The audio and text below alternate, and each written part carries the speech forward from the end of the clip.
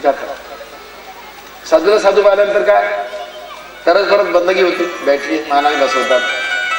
मैंने देखा बोले आपकी लीला, जल के ऊपर से अधरी चल कर आ गए बोले। हाँ जी बोले, ये बताओ बोले कितने साल लगे सिद्धि प्राप्त करने को? 12 साल लगे बोले। कितने साल? 12 साल लग गए बोले। 2-4 लोगों को साथ में ले जा सकते क्या? बोले नहीं, सिर्फ अकेले जाते। बोले हाँ। अब ये बता, जल के इस पार से उस पार लाने के लिए, इसके किनारे से उस किनारे के लिए नाव में बैठकर कितने पैसे लगते? बोले 4 आने लगते। 2 आने आएला, 2 आने जाएगा, तो 4 आने के काम हासिल करने के लिए 12 साल लगाए बोले तुमने। कितने साल लगाए? बड़े शर्म की बात, और लोगों को उल्लू बनाते बोले तुम, खाली मान टाक भूल होगी बोली मेरी। ये काय है? यांनी प्राप्ती आहे का फक्त दिखावा? मग आपल्या सोबत काय येणार आहेत का? नाही। हा प्रश्न उठला। गोरक्षनाथाला सगळे सिद्ध प्राप्त झाले होते।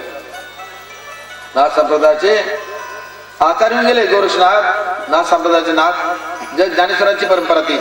ज्ञानेश्वर त्यांच्या शिष्याचे, गोरक्षाच्या शिष्याच्या शिष्याचे शिष्य होते। आपल्या गुरु मच्छिंद्राकडे जातात, विचारता गुरुदेव मी पाण्यावरून चालू शकतो? इथून गुप्त होऊन काशीला निघून जातो, वाचसिद्धी जे म्हटलं तेच होत असते। कुंडली चढवून ब्रह्मरंध्रापर्यंत घेऊन जातो। व्रत वैकल्य सगळे केले गुरुदेव, वेदाचं सार आकलन केलं, शरीराला जर्जर करून टाकलं। आता कुठेच कमी नाही माझ्यावर, कुठेच कमी नाही आहे। गुरुदेव म्हणे आता आपला वरदस्त पाहिजे, सर्टिफिकेट पाहिजे की पक्का झालं म्हणून। काय झालं म्हणून? पक्का। त्यावेळेला मच्छिंद्रनाथ हसतात, त्यांना हसू येते।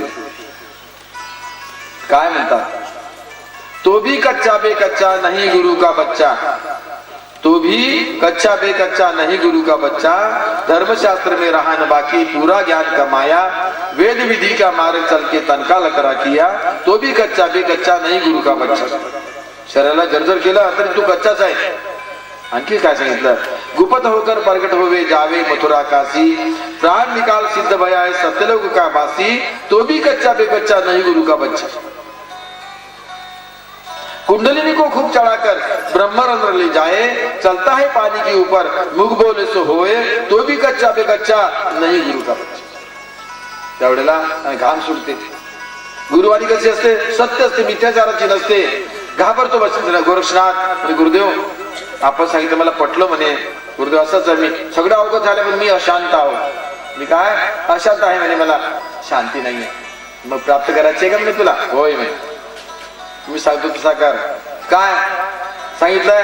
कहे मच्छिंदर सुनबे गोरख तीनों ऊपर जाना, कहे मच्छिंदर सुनबे गोरख तीनों ऊपर जाना, कृपा भाई जब सदगुरु जी की आपको चीना, सोई सच्चा बे सच्चा सोई गुरु का बच्चा। तिन्ही वरती कसं जायचं? तर पिंड अंड ब्रह्मांड हे ओलांडल्याशिवाय मायेच्या घेरातून निघता येत नाही। आणि म्हणून आपल्याला काय करायला लागेल? काय करायला लागेल? उदर स्वर्णापासून सुरुवात करायला। पहिली बाईची चढत जेव्हा दुसरी मध्ये जाल की नाही, दुसरी म्हणजे टप्प्याटप्प्याने जावं लागेल। आणि नाहीतर आपण फसतो। म्हणून संतांनी सांगितलं काय करायचं की गुरुमुख वाणीला दिलेलं नाम आहे तो महान असतो आणि त्याच्यात महानता शक्ती भरलेली असते।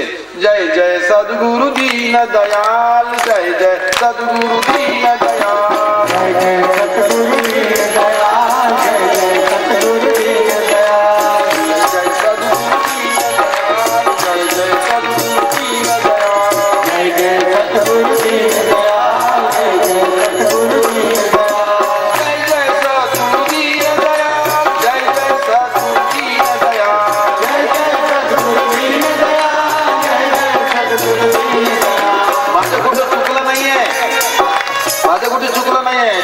फराळाचं नाही मिळालं उशीर लावला तुम्ही म्हणून। आणि ज्यांनी फराळ केला तर तोंडातून वाणी निघत आहे देवाच्या राज्याला। लाजीरवाणी गोष्ट माया बहिणी बाबांनो, आया बहिणी भांड्यामध्ये कमी नसतात।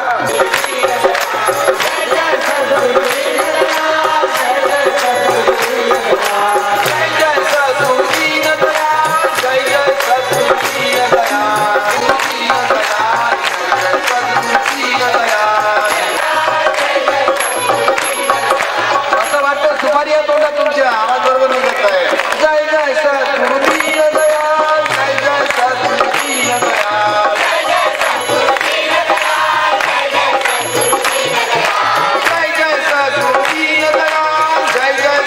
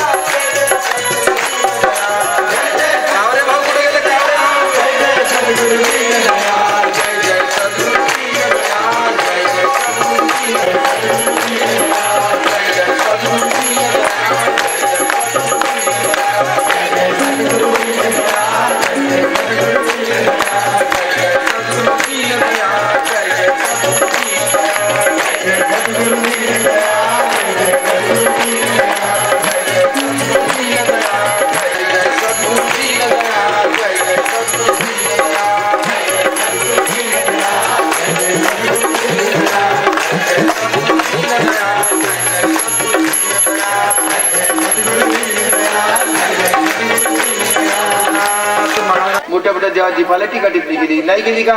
केली की नाही केली सांगा ना. भगवान रामाला कृष्णाला कोणाला सोडलं नाही. मुंगीपासून शृंगीपर्यंत पकडला, सोडलाच नाही कोणाला. आणि म्हणून एकच गोष्ट संतांनी लक्षात ठेवा, काय ठेवायचा? बोध घेणे. दुसऱ्यापासून बोध घेणे, चांगल्या वस्तूपासून बोध घेणे. दत्तात्रयाने 24 गुरु मानले, प्रत्येकापासून बोध घेतले.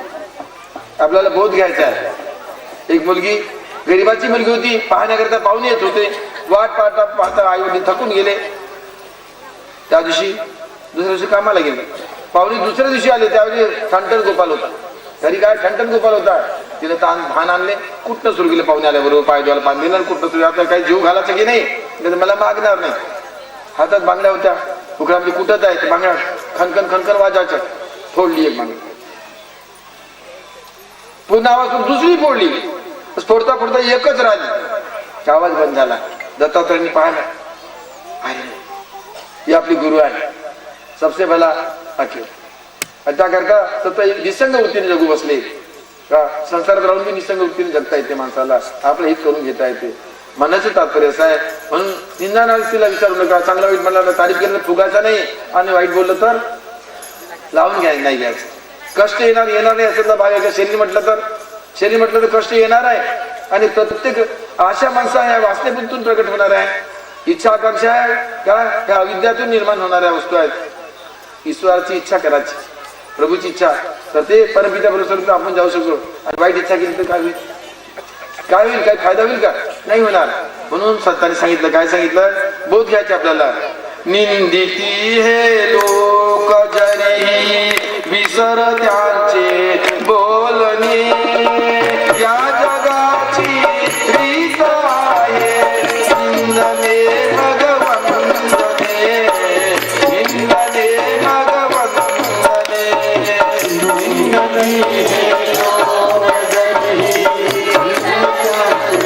बोलणे, या जगाची रीत आहे निंदने भगवंतने.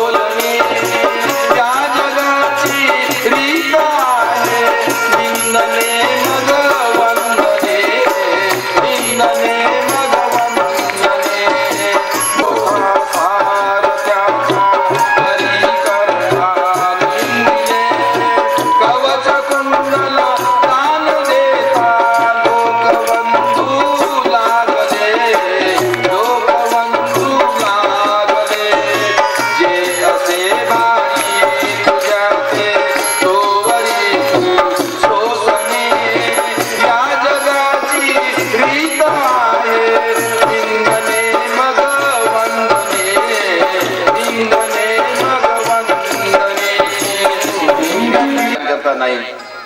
तसं सर्वांना करताय. काय सांगितलंय? सकळासी येथे आहे अधिकार, सकळासी येथे आहे अधिकार, तरावया पार भव सिंधू, तरावया पार भव सिंधू, तरावया पार भव सिंधू, तरावया पार सिंधू, तरावया पार भव सिंधू, तरावया पार भव सिंधू, तरावया पार भव सिंधू, तरावया पार भव सिंधू. प्रत्येकजण आपण अधिकारी आहोत, परंतु काय त्याला हाताने काम करतायत, हाताने काम करतायत. तोंडाने काम करतो का आपण? तोंडाने काम करतो का सांगा ना, कोणता काम करायचा? जिबले काय तुला धंदा, घडीभर भजावे गोविंदा, जिबले काय तुला धंदा, जिबले काय तुला धंदा, घडीभर भजावे गोविंदा,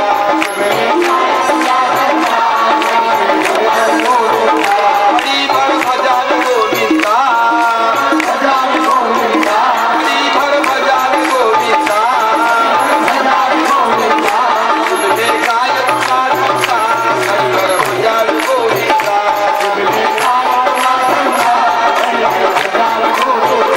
जिबले काय तुला धंदा, घडीभर भजावे गोविंदा, जिबले काय तुला धंदा, घडीभर भजावे गोविंदा, जिबले काय तुला धंदा, घडीभर भजावे गोविंदा, घडीभर भजावे गोविंदा, भजावे गोविंदा, घडीभर भजावे गोविंदा, भजावे गोविंदा, जिबले काय तुला धंदा, घडीभर भजावे गोविंदा, जिबले काय तुला धंदा, घडीभर भजावे गोविंदा, जिबले काय तुला धंदा, घडीभर भजावे गोविंदा, जिबले काय तुला धंदा, घडीभर भजावे गोविंदा. आता ऐका, बोल करून पहा काय म्हटलंय. हे जिवे, जिवेला काय म्हटलं? जिबली, जिबली समजतं की नाही? जिवा कुठे राहते? जिवा कुठे राहते? तोंडात. आणि तोंडात दातही राहतात, राहतात की नाही? राहतात की नाही? बहीण भावाची संगत, 32 भाऊन एकच बहीण, 32 भावाची एकच बहीण. स्वभाव कोणाचा कसा असतो त्याला माहित. परंतु काय, एकदा बहीण भावात भांडण झालं, भाऊ बिघडले, बहीण बी बिघडले. भाऊ काय म्हणतात?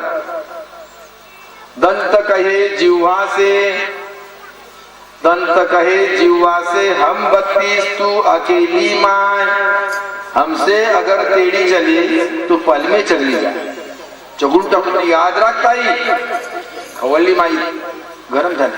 जिह्वा कहे दंत से, तुम 32 में अकेली माय, एक बार टेढ़ी चलू तो 32 से गिर जाए.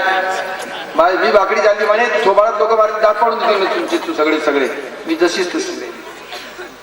तर काय सांगितलं संतांनी जिवेला? अगं म्हणे तू कशी आहे? रसवंती आहे. तू कशी आहे? रसवंती. कुलवंती आहे, गुणवंती आहे. चांगलं खाते, वाईट फुरकन फेकून देते. किती हुशार नाही हे रगडे, हे भड भड भड भड चालतात, काही हाडही फोडून बसता सोडत नाही. जीवा हाड फोडते का? चांगलं असत तर आणि ती म्हणते बाईचं फुरकन फुकून देते, अशी हुशार. परंतु सगळं करते माय म्हणे, पण एकच गोष्ट करत नाही. काय नाही करत? घडीभर भजावे गोविंदा, घडीभर भजावे गोविंदा,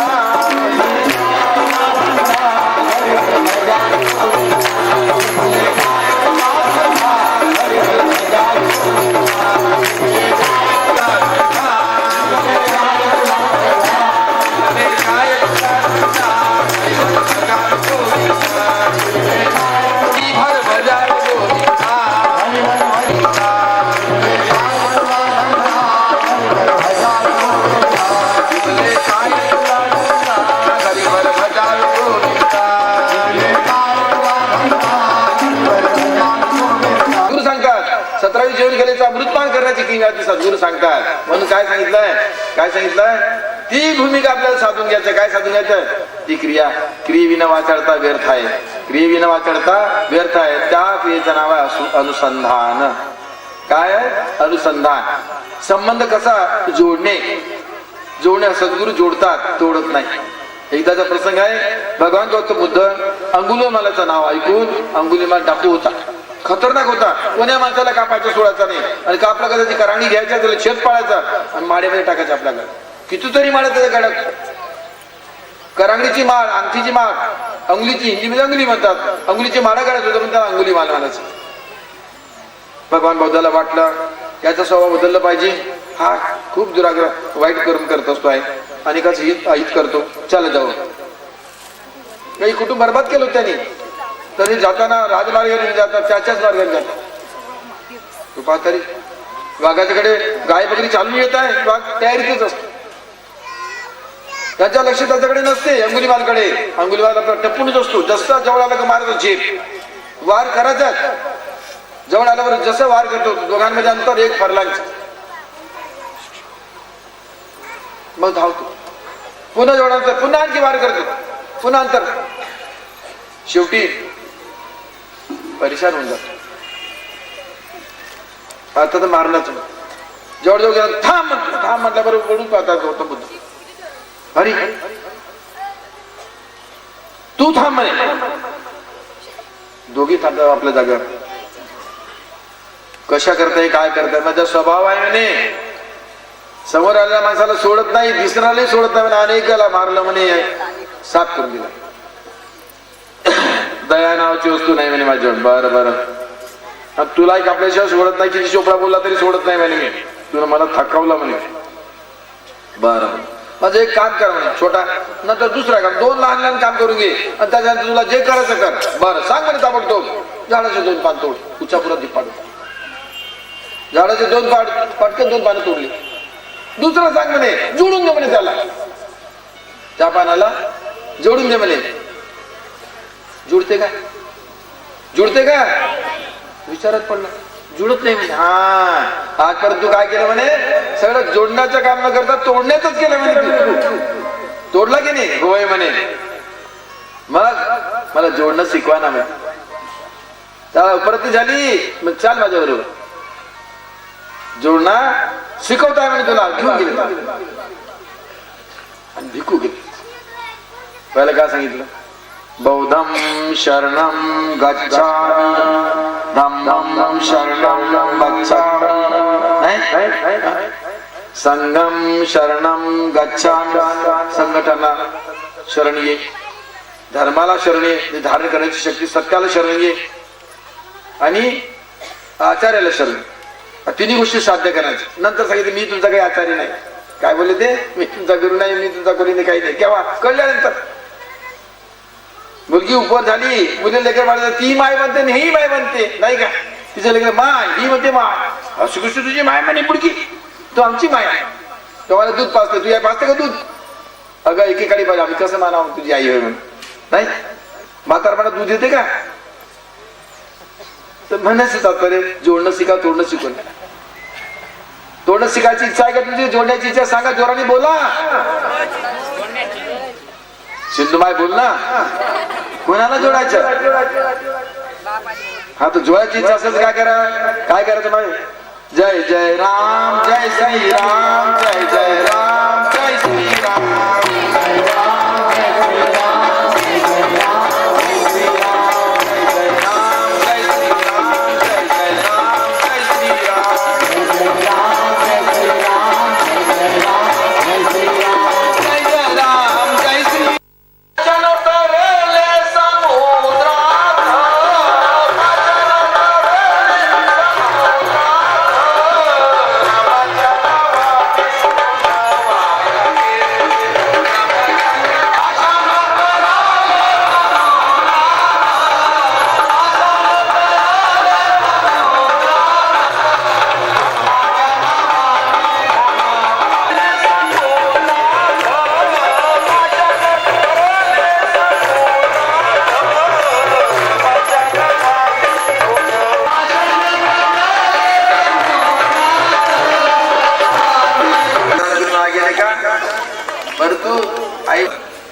सरदार लोक म्हणते बाबा कुछ भी बोल रहे, नाही डकेत होता, आणि सरदारी त्याच्या हाताखाली किती डकेत राहत, तसे पूर्व वागायचे.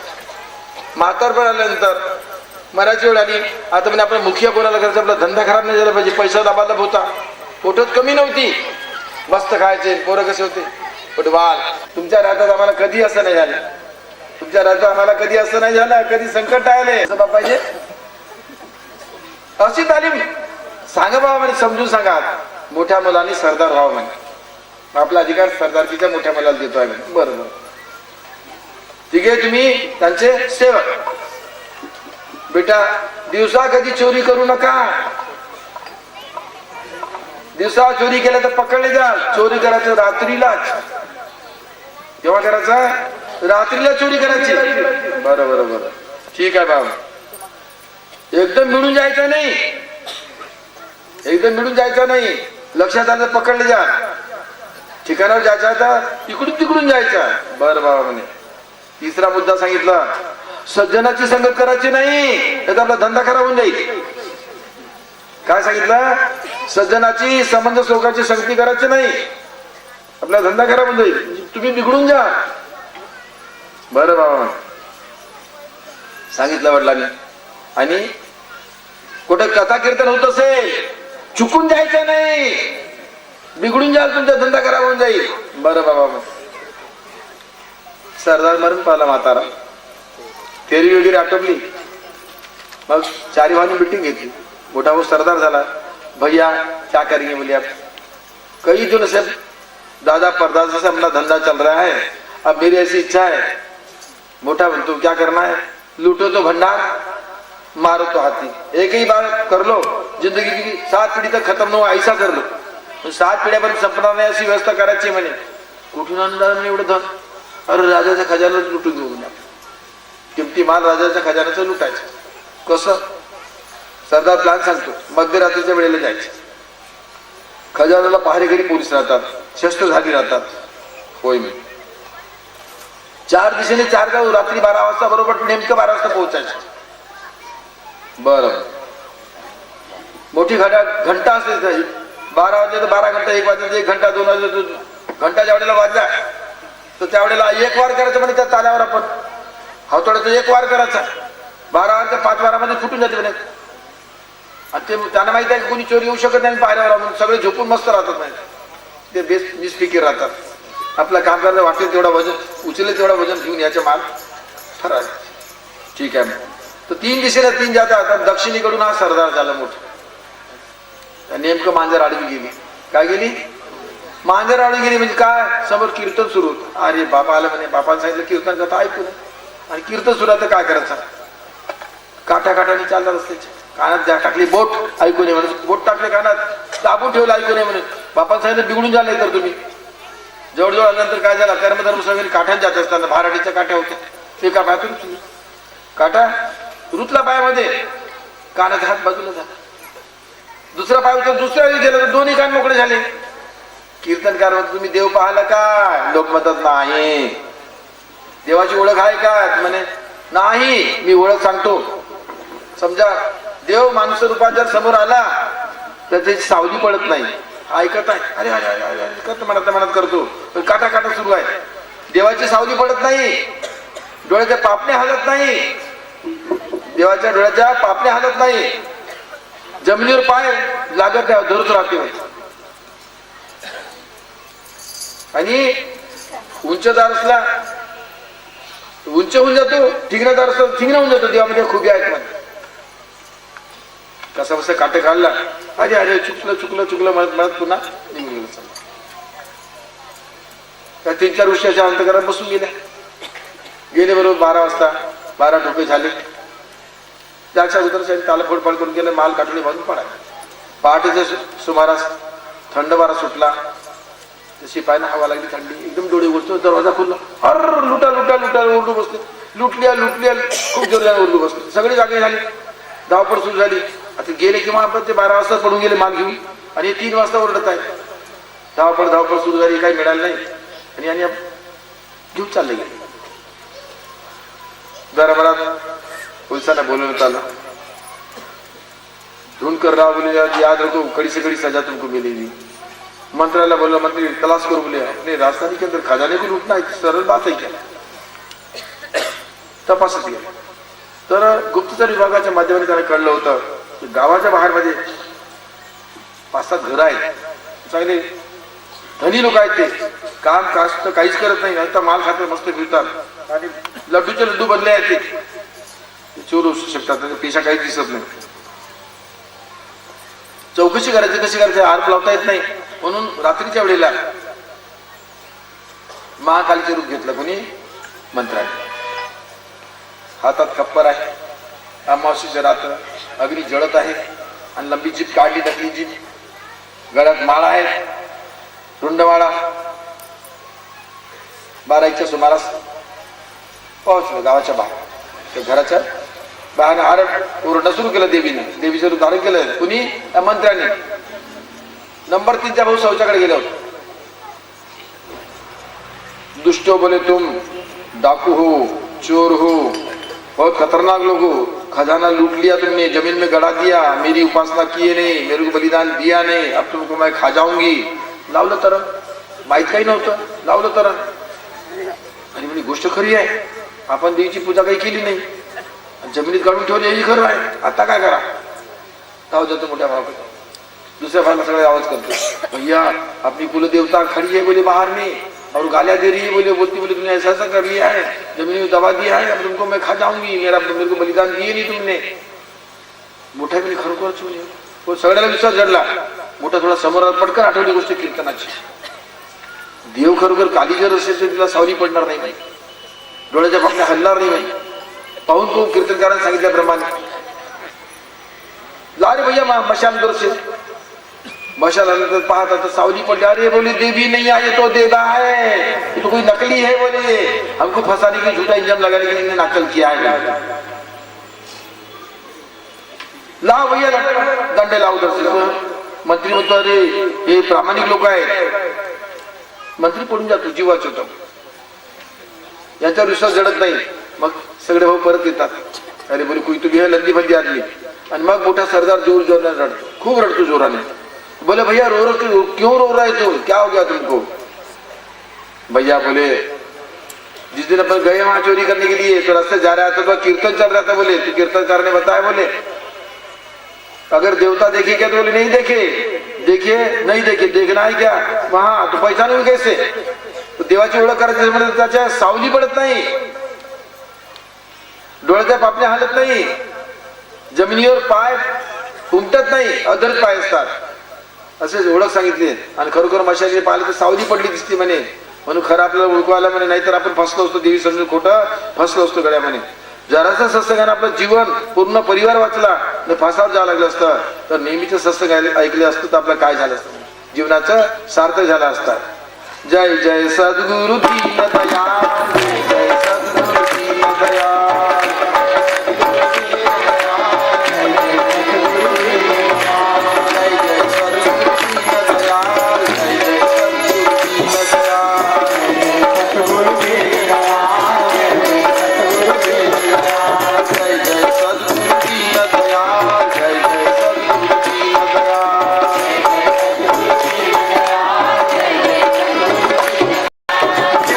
सद्गुरु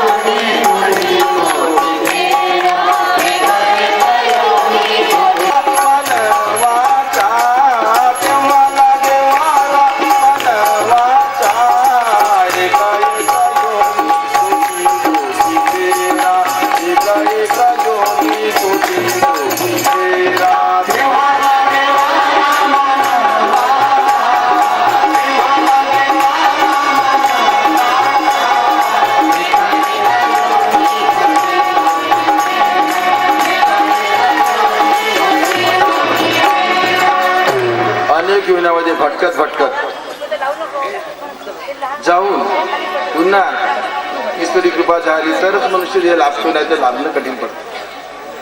आणि आज मिळालं तर आपल्याला काय, त्याची आपण किंमत करत नाही, महत्व त्याचं देत नाही. महत्व देणे अत्यंत आवश्यक आहे. आदिवादी शरीर विकार आहे, मनोविकार, अनेक प्रकारचे विकार शरीरात जुडणार आहे. आध्यात्मिक, आधी भौतिक, आधी दैविक 3 प्रकारचे ताप मानले गेलेले आहेत. त्रिविध ताप त्याला म्हणतात.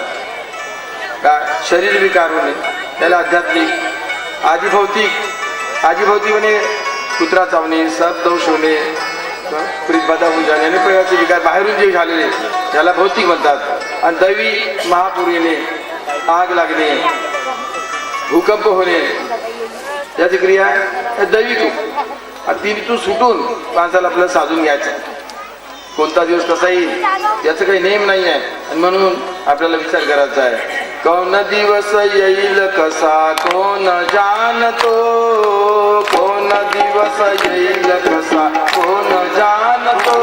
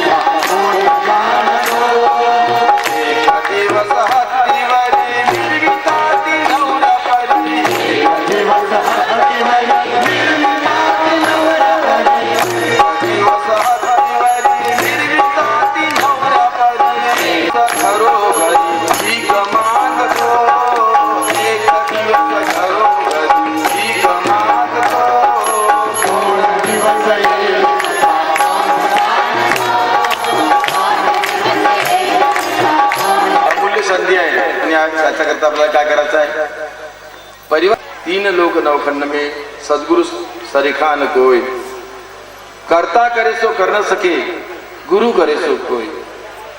कारण की परमपिता परमेश्वराने आपल्याला जन्माला घातलाय, परंतु कर्माचा भोग आपल्याला भोगायला लागेल, ते त्याचा बचाव करणार नाही.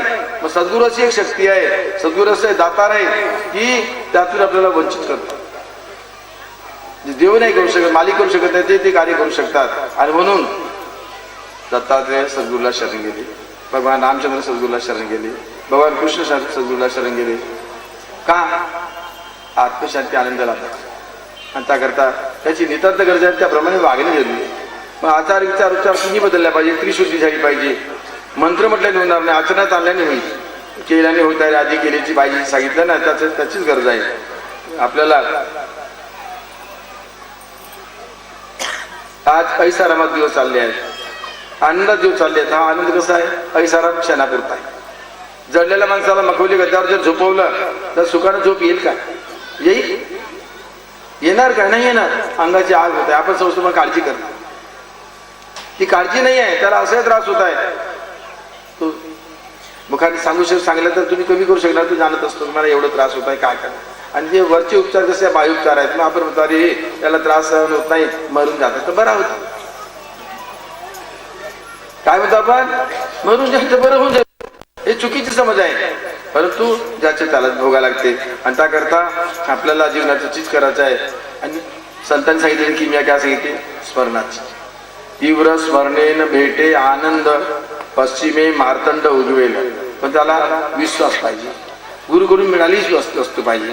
कसं आहे, एक राजा शिकारीला नेहमी जायचे. परतीला येताना रस्त्यामध्ये झरणाकाठी महात्म्याची झोपडी राहायची. त्या झोपडीजवळ बसायचे, थोडा वेळ पाणी वगैरे प्यायचं आणि महात्म्याशी 4 गोष्टी सांगायच्या ऐकायच्या. त्याची श्रद्धानिष्ठा वाटली. वर्ष 1.5 वर्षांचं काही सांगितलं, महाराज मला उपदेश द्या. पुढे पाहू म्हणजे टाळत गेला. हट्ट पकडलं, महाराज मला उपदेश द्या. ठीक आहे, राम नाम सांगितलं. काय सांगितलं, राम नाम. मी समजलं पण काही विशेष असेल, आणखी त्या विरोधात आणखी काही विशेष असेल, नवीन विशेष सांगितलं. आमच्या इथे मागणारा मनुष्य तुम्ही रोज राज्यामध्ये, राम मला खाऊ दे बाबा, मला पोळी दे माय, राम मला वरण दे. रामच म्हणतो म्हणे, तो राम निघाल.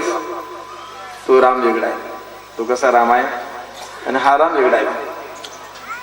हा जागृत आहे म्हणे, तो मतलबापुरता करताय म्हणे, त्याचं काही तथ्य नाही म्हणे. ठीक आहे, मी मानत नाही गुरुदेव म्हणे. ठीक आहे, येतो म्हणे दरबारात, मी सांगतो तुला. दुसऱ्या दिवशी दरबारात गेलो. मंचकार गुरुला बसवल्यानंतर गुरु महाराजांनी सांगितलं सैनिकाला, सिपाही इस राजा को अंदर कर दो बोले, इस राजा को अंदर कर दो बोले.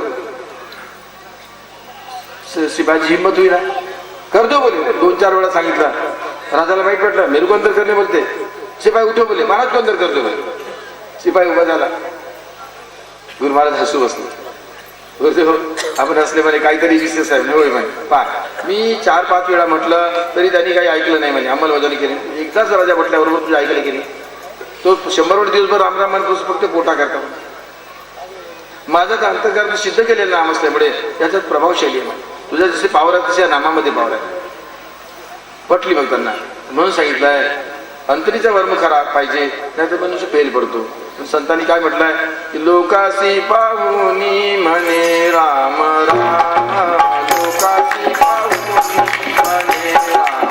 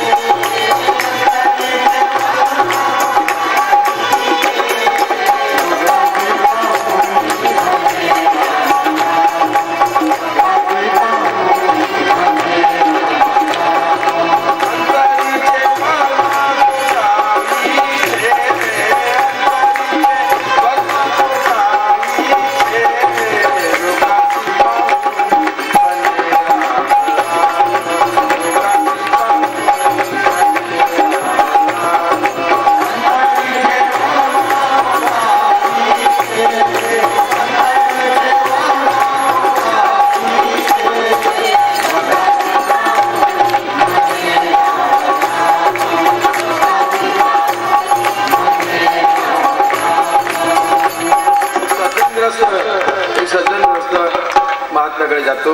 महात्माजी मला उपदेश द्या म्हणून, मला ज्ञान शिकवा. त्यांनी सांगितलं पात्र आहे की नाही ते बघायला पाहिजे. परीक्षा घेतली. ठीक आहे म्हणे, माझा गुरुबंधू म्हणे 24 मैलावर राहतोय. ती छोटीशी पेटी आहे, तिला कडी लावली, कुलूप नाही लावली. काडी टुचून दिली आणि सांगितलं ती पेटी घेऊन जा माझ्या गुरुभावाकडे, त्यांना दे म्हणे, उघडून पाहायचं नाही म्हणे. बरं पण आज्ञा मोडू नको म्हणे. नाही. त्याला फराळाची व्यवस्था सातू वगैरे दिलं, आणखी फराळाचं साहित्य दिलं. कारण की 24 मैल जाण्याकरता वाटेत मुक्काम करायला लागते. एक काही अंतर गेल्यानंतर रान पडला. रानामध्ये तलाव होता, तलावाच्या काठाला बसला फराळ करायला. त्याला आठवलं गुरुजींनी पेटी दिली म्हणजे छोटीशी, एवढीशी हलकी आहे, तिच्यात काय उघडून पाहिलं तर काय बिघडते, कुलूप तर नाहीच आहे म्हणून. काडीच टुचून आहे, काडी काढली की बस झालं, आणि मग आणखी बंद करून देऊ. एक म्हणतो नाही असं करू नको, गुरु महाराजांना शब्द दिलाय तू, भावाची आज्ञा मान, नाही तुला मार्ग मिळणार नाही. बरं. पुढं आणखी काय अंतर गेला. दुसऱ्या दिवशी पुन्हा जर तलावाच्या काठी इच्छा झाली, पाहिलं काय बिघडते, काठी काढली. काडी काढल्याबरोबर लहानसा उंदीर होता. काय होता, छोटासा उंदीर फडकन निघून गेला. त्याच्या मागे लागला, त्या झाडीत चालला गेला, मिळाला नाही. लावली कडी, घेऊन गेली. त्याच्या गुरुभावाकडे नेल्यानंतर गुरुजीने पाठवलं म्हणे, मी तू लायक नाही, तू लायक नाही म्हणे. का म्हणे तू लहानसा जतन नाही केलं म्हणे उंदराचा. गुरु महाराज तुला उपदेश कसे करतील. जा म्हणे गुरुजीकडे. गुरुजीकडे गेला. गुरुजीला क्षमा यातना केला, बाबा माझी चूक झाली, असं झालं तसं. म्हणे पाटील 1 वर्षपर्यंत तू नामस्मरण कर, मग ये माझ्याकडे. तुझा काय आदरधारीपणा नाही, 1 वर्ष नामस्मरण कर, मग ये म्हणे, मग मी तुला उपदेश करतोय. ठीक आहे. 1 वर्ष घरी नामस्मरण केल्यानंतर पुन्हा गेला. नदीकाठची झोपडी होती. म्हातारी बाई साडा साबण करायला यायची कुटीवर. आल्यानंतर म्हणे गुरुजी मी आलो म्हणे. बरं बरं स्नान करून ये पाटील म्हणे, उपदेश करतो म्हणे तुला. बघ स्नान वगैरे गेले, चांगले कपडे घातले आणि जवळ जवळ पोहोचले. म्हातारी सांगून ठेवलं, जसं जवळ आलं म्हणे ह्या त्याच्या अंगावर तू कचरा फेकून देवले, झाडलेले फेकलं कचरा अंगावर. फेकल्यानंतर त्याला वाईट वाटला, रागावलं लोक, उलट सीधा बोललो. म्हातारीला मग सांगितलं काही म्हणायचं नाही म्हणून. गुरुजी म्हणे मला उपदेश करा. पुन्हा कपडे धुवून पुन्हा परत आला. नाही बेटा, 1 वर्ष पुन्हा नामस्मरण करा. दुसऱ्या वर्षी पुन्हा आला. ते मुलीची म्हातारीची मुलगी आली होती भेटीला. तिचा लहान बच्चा होता. त्यांनी घाण केली होती. ते आल्यानंतर सांगितलं गुरुजी मला उपदेश म्हणे आंघोळ करून ये म्हणे. आंघोळ करून आला, आणि कपडे घालून येतो. बाई म्हणे ते खालीच फेकून दे म्हणे. बोला चांगा त्या याच्या पाटला चांगावर म्हणे. होय म्हणे. टाकला अंगावर. पुन्हा रागवला संतापला. गुरुजी सांगितलं आणखी 1 वर्ष नामस्मरण करू ये बेटा म्हणे पुढे. मग नंतर आल्यानंतर स्नान करू ये म्हणून सांगितलं. एका सेवकाला सांगितलं त्याच्या अंगावर चिखलच टाकून दे म्हणे पुढे. जेवढं झालं तर कपडे धुतलेले होते, स्वच्छ होते, चिखल टाकलं. चिखल टाकल्याबरोबर तू रागावला नाही. काय म्हणतोय, गलती हो गई माई, मी धोले कपडे, बुरा मत मानू तुमको कुछ, बुरा मत मानो, मैं धुले कपडे अपने हाथ से. रागावला अजिबात नाही त्या व्यक्तीवर. नंतर कपडे वगैरे धुवून गेला. बाबाने मला उपदेश करा. होय म्हणे. उपदेश केला. 2-3 वर्ष मला का टाळलं म्हणे. एकदा म्हणे उंदराचं सामान नाही केलं.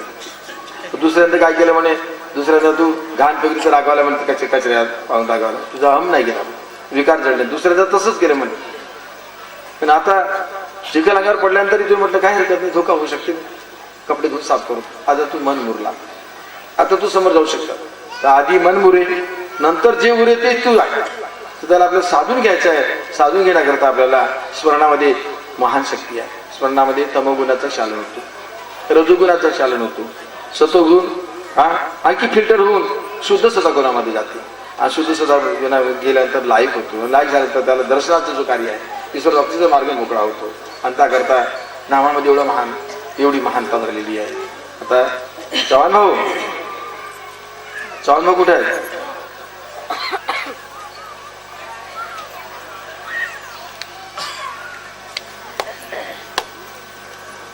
गोपाला गोपाला रे